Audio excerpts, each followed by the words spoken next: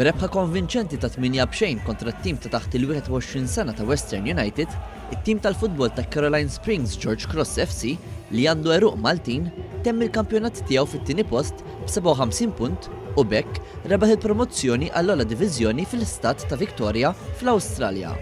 Din l-ewwel darba fl-istorja tal-klabb Malti li se jkun qed jilgħab fil-Premier League ta' Victoria mindu l-kampjonat taġġorna l-sistema ġdida fl-2014.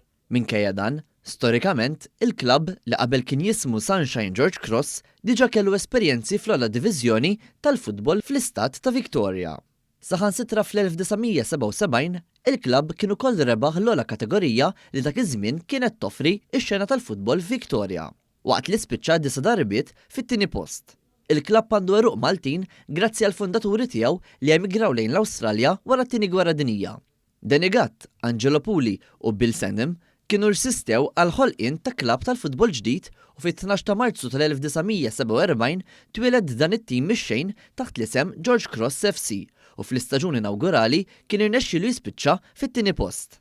Fl-1983 saru Sunshine George Cross sakemm ħadu l-isem attwali 6 snin ilu.